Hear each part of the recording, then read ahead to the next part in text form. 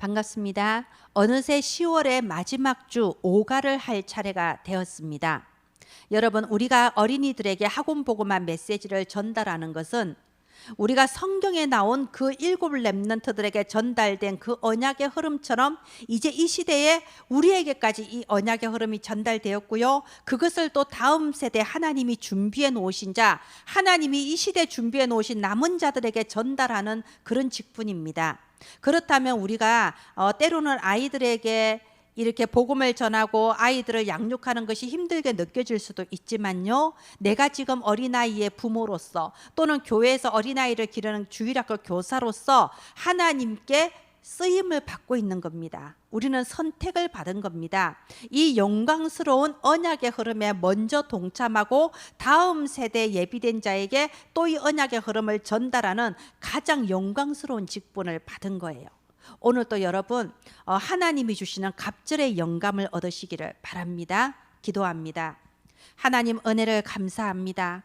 내게 임하신 하나님의 그 생기와 하나님의 형상과 하나님 자녀의 이 완전한 축복을 온전히 누리게 하시고 정말 이 보좌의 능력으로 어린 후대를 기르게 하여 주옵소서.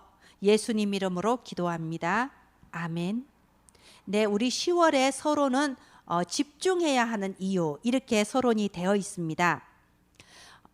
여러분, 이스라엘 백성이 애굽에서 나온 뒤에 광야를 거치지 않고 바로 가나안 땅으로 갔다고 생각해 보세요. 어떻게 됐겠습니까? 아무 준비도 아무 실력도 갖추어지지 않았어요. 아직은 하나님을 믿는 믿음도 확정이 안 됐어요. 피언약도 제대로 아직 못 붙잡았습니다.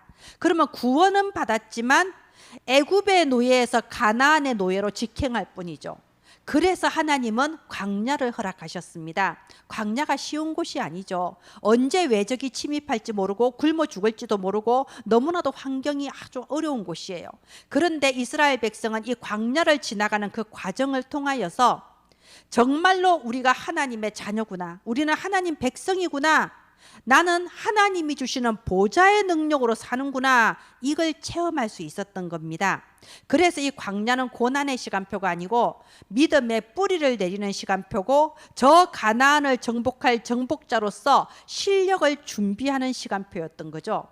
지금 우리 아이들이, 우리 어린이들이 자라가면서 힘든 일도 있고 어려운 일도 있을 수 있어요. 지금 결손 가정도 많고요, 이혼 가정도 많고요, 또는 가정적으로 그런 문제가 없다고 해도 지금 이 시대 문화 속에서 자기 외모에 대한 콤플렉스, 성적에 대한 콤플렉스, 어린이 조울증, 어린이 우울증, 굉장히 아이들이 힘든 부분이 많습니다.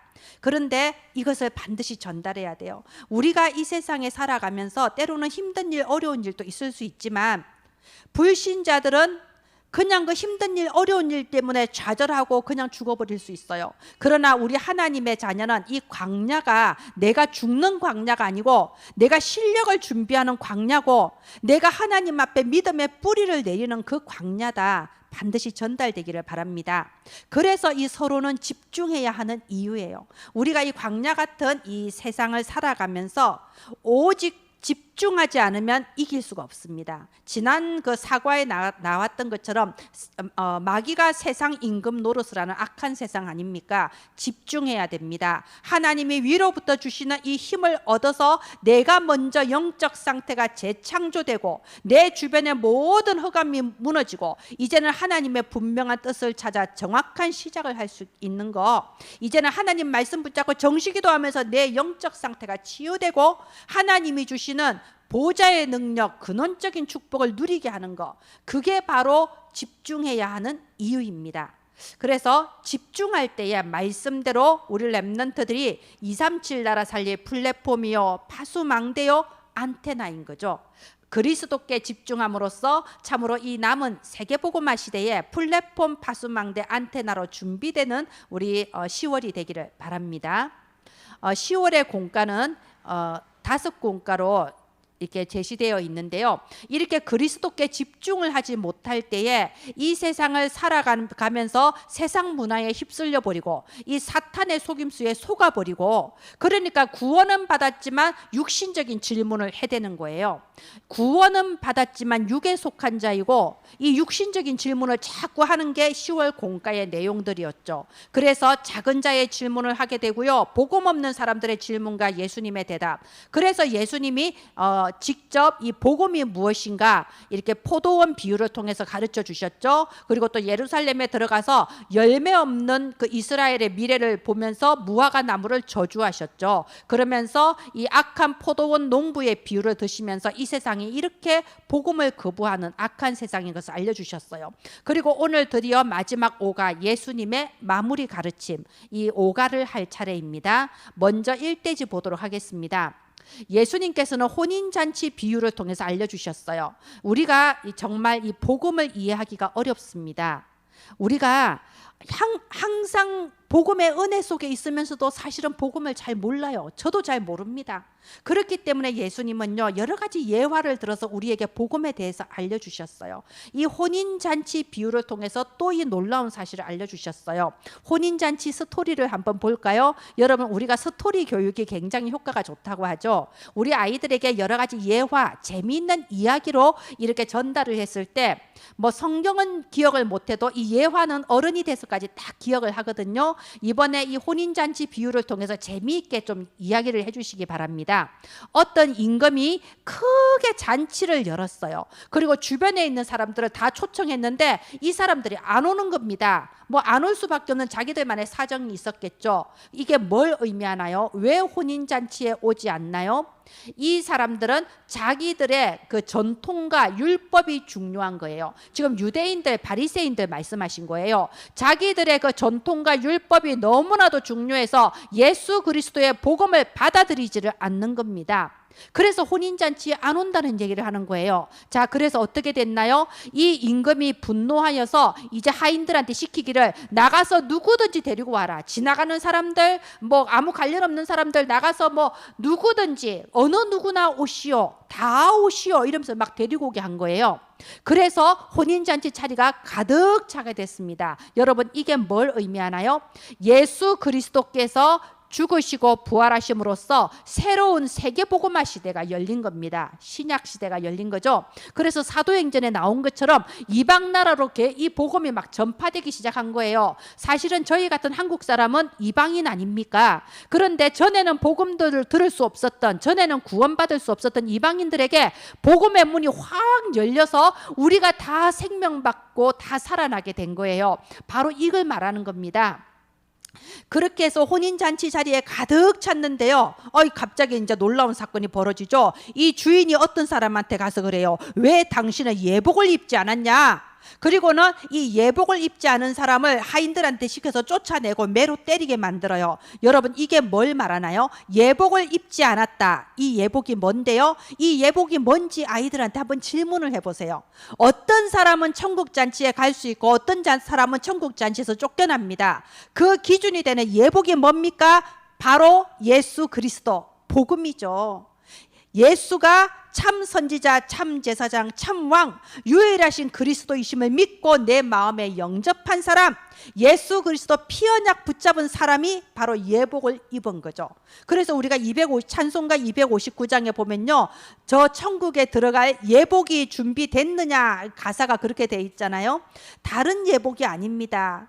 오직 그리스도 언약 붙잡은 게 천국 들어갈 수 있는 예복이죠. 이 예복을 누가 입습니까? 바로 그리스도를 믿고 구주로 영접한 바로 우리 렘넌트들. 너희들은 예복을 입었단다. 너희들은 하나님의 자녀란다. 천국 잔치에 들어갈 자격이 있단다. 이렇게 전달하는 거죠. 그리고 더 중요한 거 있어요.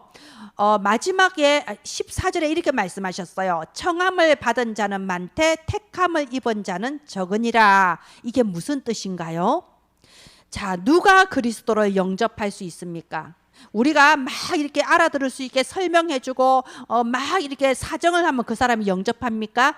아니에요. 하나님이 택하신 사람만 예수가 믿어지는 거고, 예수가 영접이 되는 거고, 택하신 사람만 구원을 받을 수 있습니다. 그래서 아까 혼인잔치 얘기로 다시 돌아가서요, 문에다가 이렇게 크게 현수막을 달아놓은 거예요. 어느 누구나 오시오, 아무나 오시오. 그래서 지나가는 사람, 아무 관련 없는 사람 또 막 들어가서 잔치에 참여를 한 거예요. 근데 딱 들어가서 보니까 현수막 반대편에 안에 들어가니까 현수막이 하나 더 있는 거예요. 거기는 뭐라고 써져 있냐? 내가 너를 선택하였다. 아멘. 모든 사람을 청하는 것 같지만 결국은 택함 받은 사람이 천국 잔치에 들어가는 겁니다. 우리 렘넌트들은 하나님께서 영세전에 택하신 하나님의 자녀예요. 로마서 11장 5절에 그런즉 지금 또 은혜로 택하심을 따라 남은 자가 있느니라. 이 남은 자가 영어로 렘넌트죠. 우리 어린이들한테 그렇게 전달했습니다. 너희가 오늘 이 예배 시간에 앉아 있는 거는 엄마가 억지로 데리고 왔어도 아니고, 너희가 스스로 열심히 나서 온 것도 아니고, 그거는 그냥 겉으로 보이는 거고, 실제는 하나님이 너희를 사랑하셨단다. 하나님이 너희를 택했단다. 하나님이 너희를 오늘 불러주셨단다. 이게 제일 정확한 거죠. 그래서 우리는 감사밖에 할 게 없는 겁니다. 우리가 많은 렘넌트들이 너무 어릴 때부터 너는 렘넌트야, 너는 세계복음화 주인공이야, 이 말을 계속 들으면서 자랐어요. 그러다 보니 자칫하면 구원에 대한 감사가 없을 때가 있어요. 내가 하나님께 택함 받았다는 거, 아무 조건 없이, 아무 공로 없이 오직 은혜로 이 대열에 섰다는 거, 여기에 대해서 정말 참된 감사가 회복되기를 바랍니다. 복음의 가치에 대해서 새로운 발견이 있게 되기를 바랍니다. 예, 두 번째 가르침이 뭐였나요? 이제 제자들이 와서 그러죠. 우리가 꼭 세금을 내야 됩니까? 이러니까는 예수님 말씀하시죠. 그 동전에, 그 돈에 누구 얼굴이 새겨져 있냐? 가이사, 로마 황제 얼굴이 새겨져 있지 않냐? 그러면 가이사의 것은 가이사한테 줘라. 그냥 세금 내라, 이제 이 얘기잖아요. 그죠? 이거는 그냥 세상을 살아가는 지혜라는 거죠. 우리가 구원받은 하나님의 자녀로서 세상의 불신자들 앞에 어떤 빌미를 줄 필요는 없는 거죠. 우리가 세상의 사람들로부터 지탄을 받고 뭐 어떤 좋지 않은 말을 들을 그럴 행동을 할 필요는 사실상 없는 겁니다. 그리고 이제 세 번째, 부활에 관한 논쟁. 이거는 사두개인들의 질문이에요. 그때 당시에 유대인 지도자들이 반으로 나뉘어서 한쪽은 사두개인, 한쪽은 바리새인들이었습니다. 백성들은 바리새인을 더 좋아했어요. 왜냐하면 이 사두개인은요, 영적인 부분을 부인하는 거예요. 부활이 있다는 것을 부인하는 겁니다. 말하자면 눈에 보이는 것이 제일 중요한 거죠. 그래서 사두개인들은 현실지향적이었고요. 그때 당시 시대 상황에 따라서 로마 제국에 이렇게 좀 편을 드는, 로마 제국의 지시를 따라가는 그런 파였어요.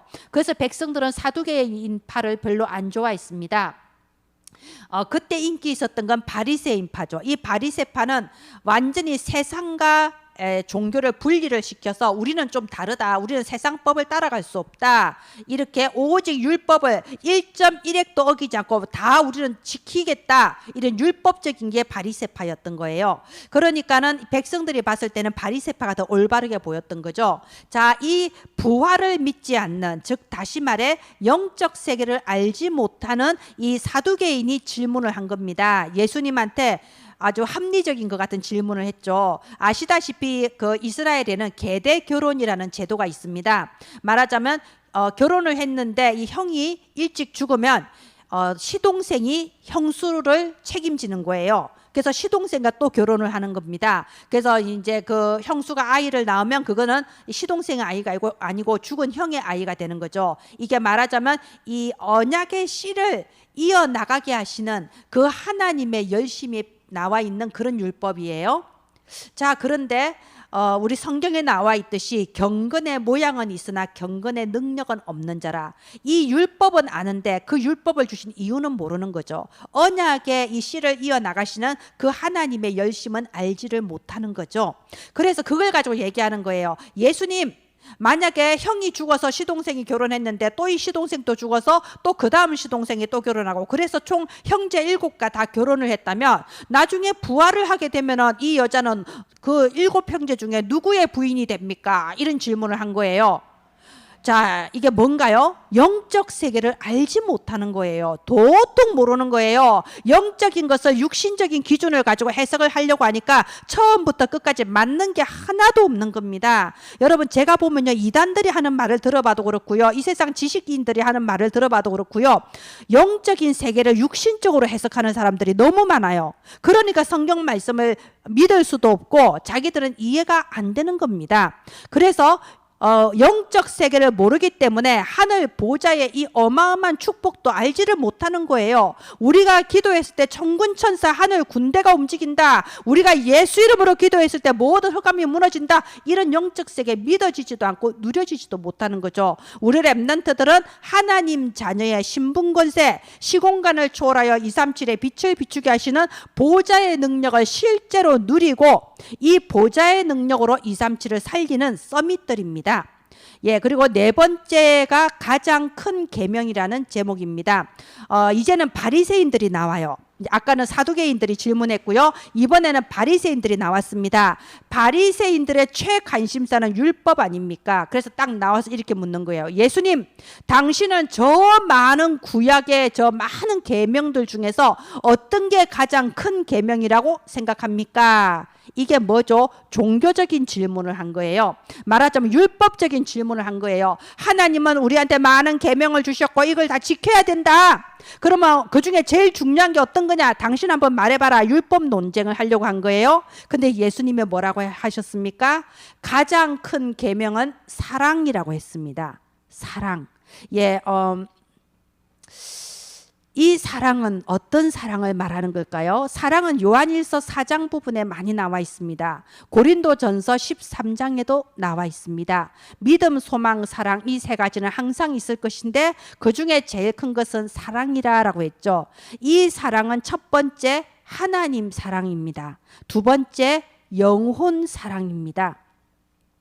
하나님을 믿을 때에, 하나님을 사랑할 때에 네 마음을 다하고 네 목숨을 다하고 네 뜻을 다해서 하나님을 사랑해라고 하였습니다. 무슨 뜻인가요? 네 마음을 다하고, 우리가 복음을 듣고 일단 이해를 하죠. 하나님 우리를 위해 십자가에 죽어주셨구나, 감사하다, 일단 이해를 하죠. 이게 마음이에요. 목숨을 다하고, 이게 뭐죠? 진짜 나의 주인으로, 나의 주님으로 우리가 믿는 겁니다. 이스라엘 백성이 얼떨결에 출애굽을 했는데 40년 광야를 거치면서 실제로 뿌리가 내려진 것처럼 정말로 내 삶의 주인, 내 생명의 주인, 내 영혼의 주인으로 이제는 하나님을 믿기 시작하는 겁니다.